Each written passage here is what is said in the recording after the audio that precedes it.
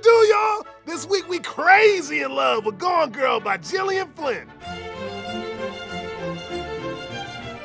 It's been 5 years since Nick Dunn hit the jackpot by putting the ring on Amy Elliott, a girl who almost as fine as she is rich. But what was supposed to be another depressing anniversary celebrating a dead-ass marriage turns into a full-on show where Amy goes missing. Where'd that girl go? Now there's something I gotta cover real quick. This book ain't just narrated by one fool telling us what's up with the Dunns. Nah, we getting the lowdown from two different sources, Amy and Nick. And at first, Amy conversating with us through her journal. That journal make it sound like things were real legit between them in the beginning, but the party don't last too long. Nick loses his job like a scrub, makes him leave their life of swing city living and move to the boonies of Missouri to care for his mama, and then uses Amy's inherited ends to open up a bar with his sister. Not only that, but according to the journal, Nick been whooping on Amy lately, and she's scared for her life. Anyway, when the popo hit the scene, everyone started suspecting Nick of killing Amy. I mean, ain't you ever seen the news? The husband always did it.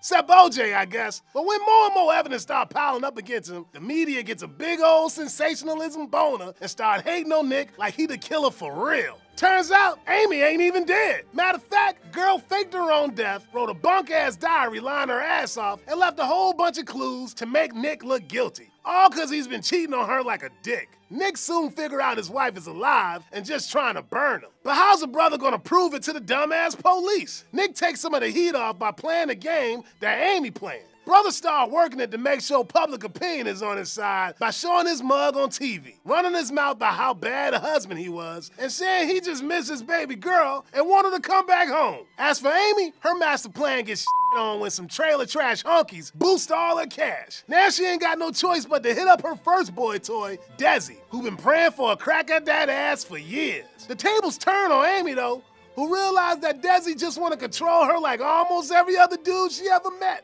Except Nick. Eventually, she tired of being holed up in his swag pad, so girl slices that fool up and runs back to Nick, telling the media that Desi was behind her whole disappearance. Some messed up shit, right? But at least my man Nick is off the hook. Nick know he gotta get his ass far away from this crazy biddy, and even started to choke a bitch. But brother stopped when he realized his life would be way too empty without her. Still, he does want to stop Amy from boning up anyone else's life and plans to expose the truth. But Amy one step ahead of him. Girl impregnates herself with his love juice left over from tissues, porn, and other shit. For real! To top it off, she say, look, Playboy, you even dare try to come forward with your story. Who knows what's gonna happen to your baby boy? Damn, girl, you crazy. So in the end, Nick and Amy stay together, with Amy keeping his ass in check and Nick spending his days thinking about how righteous it would be to kill this bitch. Man, Nick's lawyer said it best. You two are the most f***ed up people I have ever met, and I specialize in f***ed up people.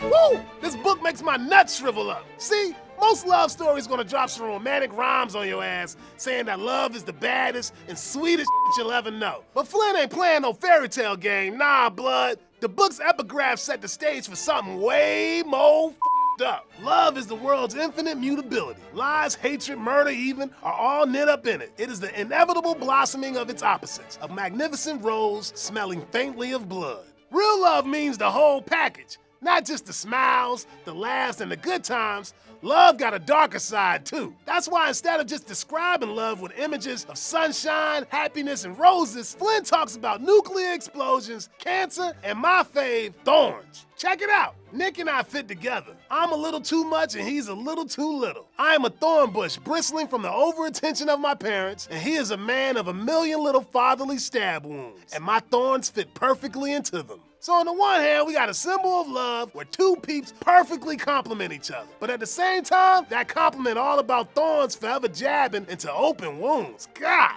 damn. Another one of Gone Girl's main jams is narrative, and how reality is all in the power of the homie holding the pen, mic, or camera. Like Amy's pop say on page 190, the truth is malleable. You just need to pick the right expert. We living in a world where there be so many images flashing in front of our eyes 24/7 that the truth can get lost in all the bullshit. Ain't nobody realized this more than Amy. Girl always creating fake narratives in line with what the media wanna believe in order to with Nick and get her way. For example, she makes some bullshit about Nick being a wife beater in her journal, but since the abusive husband is a character that the media gets hard for, they eat it up. And what's true don't even matter no more. But the truth ain't the only thing that get lost in our world of sensationalist media storms. Our identities do too. The title Gone Girl ain't only repping the fact that Amy's physical body went missing, but also that who she is has been gone for a long time. Cause of this jacked up world, she been Amazing Amy, Preppy 80s Girl, Ultimate Frisbee Granola, and Blushing Ingenue, Witty Hepburnian Sophisticate, Brainy Ironic Girl, and Boho Babe, the latest version of Frisbee Granola, Cool Girl, and Loved Wife, and Unloved Wife, and Vengeful Scorned Wife, Diary Amy. People been exposed to so many narratives, like the corrupt politician, the lazy trust fund baby, or the violent gangster-looking dude, that there ain't no more room for self. And the scariest thing is, when you get marginalized and defined 24/7, you sometimes find that you become exactly the kind of monster that everybody making you out to be. Hell, just look at Nick. Eventually he does physically abuse his wife and fantasize about icing her. That's some messed up shit right there, man. It's a very difficult era in which to be a person. Just a real, actual person, instead of a collection of personality traits selected from an endless automat of characters. Yo, thanks for checking me out, man. If you guys want to see more dark stuff, click this gun to see me break down Watchmen by Alan Moore and Dave Gibbons. If you want to see some lighter shit, click this python right here to see me break down The Cat in the Hat by Dr. Seuss. Don't be jealous, don't hate, this is all real, no roids. I don't juice, yo. Hey.